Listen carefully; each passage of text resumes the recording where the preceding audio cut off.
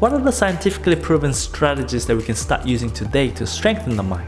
By the end of this video, you'll take away 3 evidence-based strategies that you can use to strengthen the mind by nurturing your mental well-being and happiness.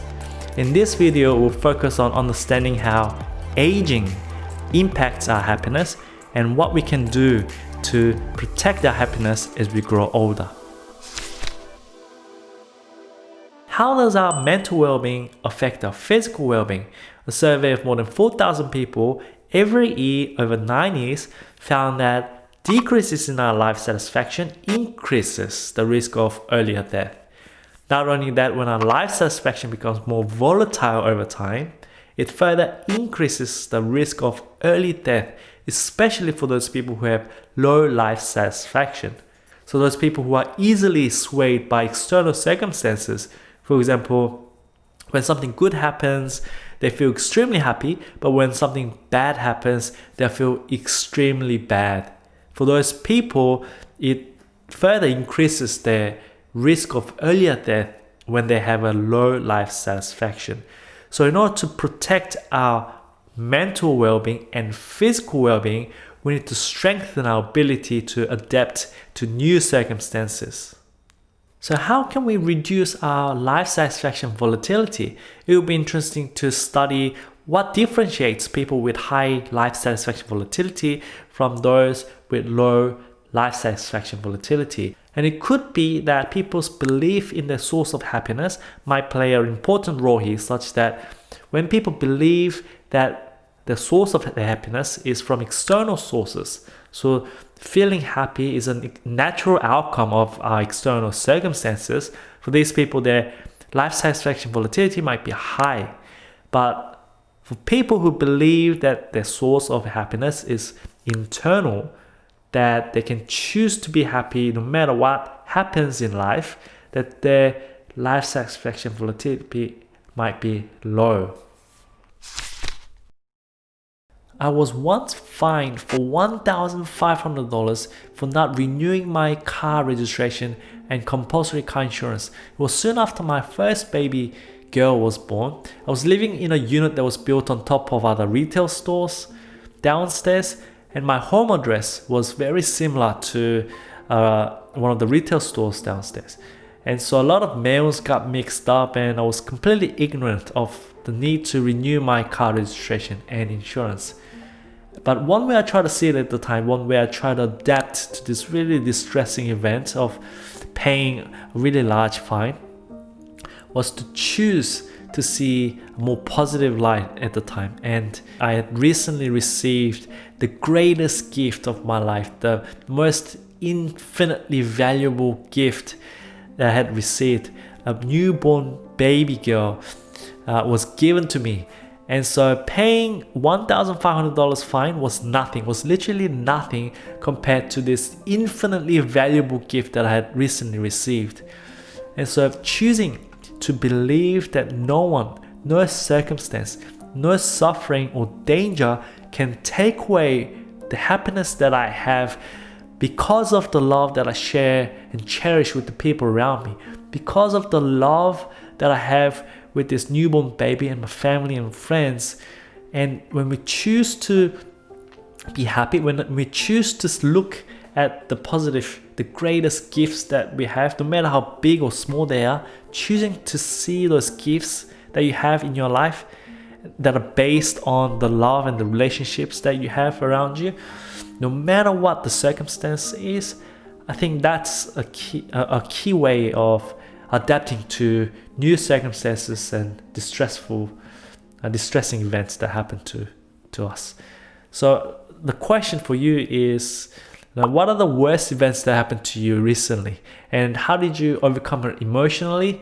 And how did you adapt to this new circumstance? Share your thoughts in the comments below. As you grow older, do you feel like you're becoming less happy or more happy? How can we ensure that growing old does not make us less happy?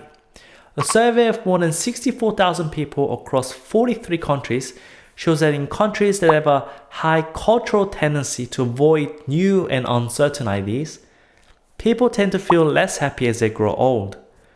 But in countries that have a cultural tendency to accept and to be more tolerant of new and uncertain ideas and novelty and change, people feel that growing old does not make them less happy. So people who are more accepting of new ideas feel like they have more control over what happens in their life and also better able to cope with stress by actively taking actions to make the situation better. So the ability to better cope with stress and a greater sense of control over what happens in their life help them to be protected against feeling less happy as they grow old. And in fact, research shows that people who are more accepting of new ideas feel less negative about aging. And so we should learn to be more fond of change, to be more fond of novelty, and be more open to new experiences, open to learning new things and new environments to protect ourselves from feeling less happy as we grow old. But how does being open to new experiences, new ideas, and changes in our life help protect us from feeling less happy as we grow old? It'll be interesting to study whether a sense of personal growth and excitement for the future are the two important pathways through which being open to new ideas help protect us from feeling less happy as we grow old. So when we feel like we stopped growing as a person as we age, and when our fire in us dies out, or when we feel like we lost the excitement of what's in store for us in our future, our happiness might start to decline as we age. I still think that I'm quite young as I've recently turned 30, but the realization that I'm getting old for the first time in my life did create some anxiety in me that life will eventually end.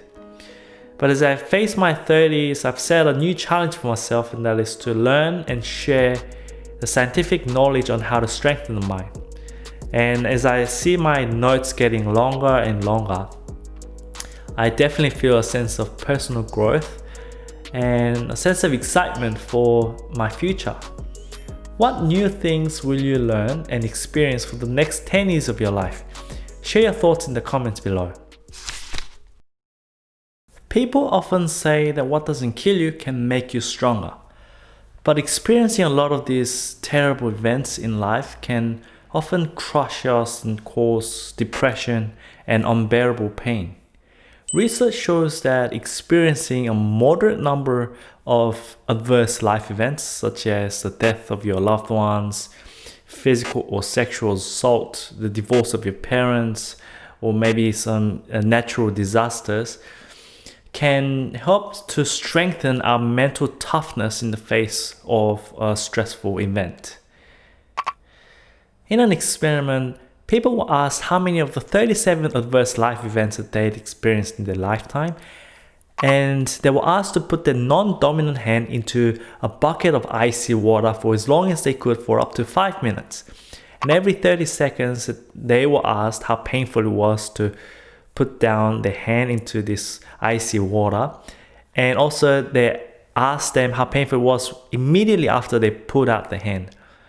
The research also asked for their negative emotions before and after the experiment, and the results show that people who experienced a moderate number of adverse life events, between 4 and 6 adverse life events, reported having less pain and less negative emotions compared to those who experienced fewer than 4 adverse life events, and also people who have experienced more than 6 adverse life events.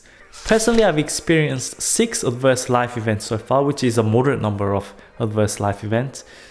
But so then the challenge for me is to make sure that any additional adverse life event does not weaken my mental toughness. But the last time I experienced an adverse life event was more than 5 years ago, which is quite some time ago. So the question is, can the timing in which the adverse life events were experienced play an important role in strengthening or weakening my mental toughness? For example, for someone who experienced a moderate number of adverse life events in a very short period of time, then still their mental toughness might be weakened in experiencing a lot of these terrible events in a really short period of time.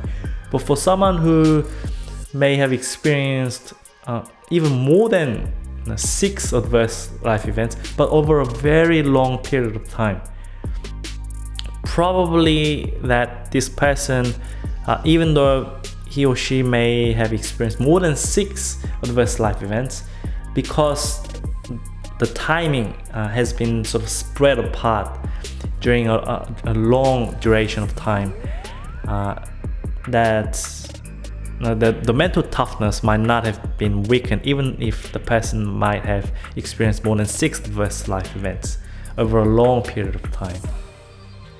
So it's true that suffering produces endurance and perseverance, and what doesn't kill you can make you stronger, but only up to a moderate number of adverse life events. How many adverse life events have you experienced in your lifetime, and which of those events made you a stronger person today? Share your thoughts in the comments below.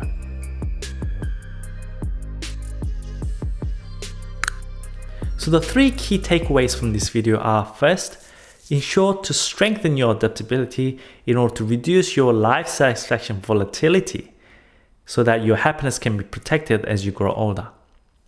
Second, open yourself to new experiences, new ideas, and uncertain ideas and changes in life in order to protect your happiness as you grow older.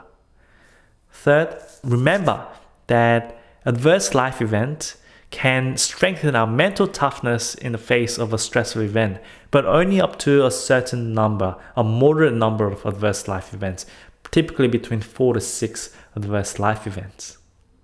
I'm glad that you're here because you can now use scientific knowledge to strengthen your mind and to nurture your mental well-being. Subscribe to get more scientifically proven strategies to strengthen your mind.